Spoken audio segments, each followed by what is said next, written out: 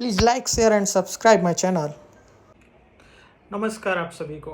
मैं फिर से हाजिर हूँ अपने YouTube पे दूसरी वीडियो लेके। अभी दूसरी वीडियो में मैं आपको एक नया वर्ड बोलने वाला हूँ। वो शायद आप लोगों में से किसी ने सुना होगा, किसी ना किसी ने तो सुना होगा, नो डाउट। बट कैसा है, वर्ड थोड़ा नया है। एक है एसीजेड। एसीजेड कैसा है? सेंट्रल गवर्नमेंट का एक चिन्हित एरिया होता है जहाँ पे कुछ कंपनियाँ होती हैं। कुछ कंपनियां जो वहाँ पे आके अपना इस्टेब्लिशमेंट करती हैं। वो कंपनियों में कैसा है, वो कंपनियां जिस भी नेचर ऑफ बिजनेस को चूज़ करती हैं तो उससे रिलेटेड उनको जितने भी रॉ मटेरियल होते हैं या प्रोडक्ट रिलेटेड जो भी लेबर है, मशीनरी पार्ट्स है, सर्विसेज हैं, वो सारी वहाँ पे उनको as a duty free provide होती हैं।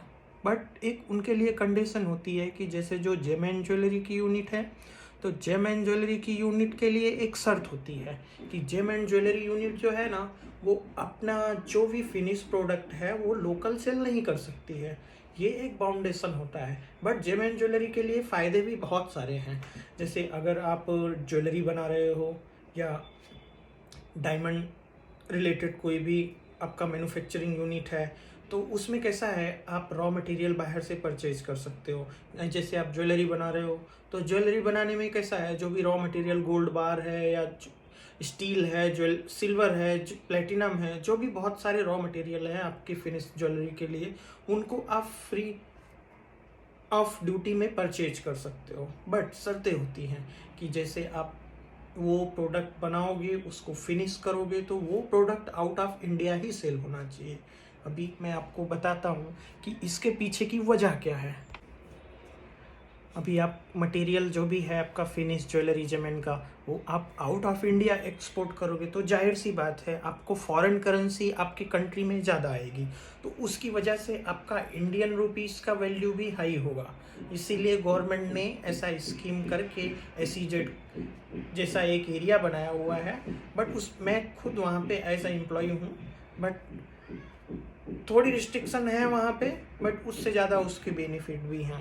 और बेनिफिट क्या क्या हैं, जैसे आप एक्सपोर्ट करते हो तो आपने अगर कोई भी मटेरियल परचेज किया, मान लीजिए आपको वहाँ पे एक प्लांट मैन्युफैक्चरिंग का या कोई भी प्लांट ले लीजिए, आप कोई भी प्लांट डाल रहे हो वहाँ पे, तो आपके वो ऑपरेशन से रिलेटेड जो भी मशीनरी है या जो भी मशीनरी पार्ट्स हैं, वो आप अगर आउट ऑफ इंडिया से परचेज कर रहे हो तो उसके पीछे आपका जो भी कस्टम ड्यूटी है, SWS है, या जो भी बेसिक ड्यूटी है, इंपोर्ट ड्यूटी है, वो सारी वहाँ पे एग्जेम्प्ट होती हैं। ये होता है बेनिफिट। हाँ, अभी आप जैसे एक टाइम बाद आपने वो मशीनरी आपको किसी अदर यूनिट को DTA में सेल करना है, तो फिर आपका वो कस्टम के निर्धारित शर्तों के अनुसार उस पे जो रेट ऑफ इंटरेस्ट होगा, उसमें उसकी जितनी भी लाइफ है करंट डेट में, जितना ऑपरेशन आपने किया है परचेज वैल्यू से लेके टिल डेट तक, तो वो सारी डिप्रिसिएशन उसमें से लेप्स की जाएगी। प्लस उसमें आपका जो भी करंट डेट में वैल्यू बच रहा है उस पर कस्टम ड्यूटी और आपको GST पेबल होता है। हाँ, एक शर्त और है, जैसे आपने वो मशीनरी आउट ऑफ इंडिया से परचेज करी है तो वो टाइम पे जो आपकी बेसिक SWS और जो बेसिक ड्यूटी है वो आपको करंट टाइम में पे करनी पड़ेगी in the value of current assets.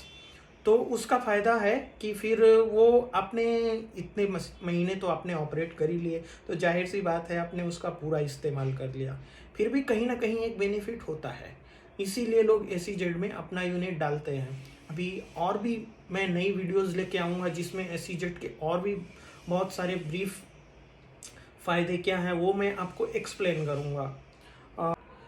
तो लाइक एंड सब्सक्राइब करिए मेरे चैनल को और बेल आइकॉन दबाइए ताकि मैं नेक्स्ट कोई भी वीडियो अपलोड करूं तो उसकी आपको करंट डेट में नोटिफिकेशन मिले और आप सेम डे में उस वीडियो को देखने का लुत्फ उठा सकें। तो चलिए मिलते हैं फिर किसी नई वीडियो के साथ। नमस्कार।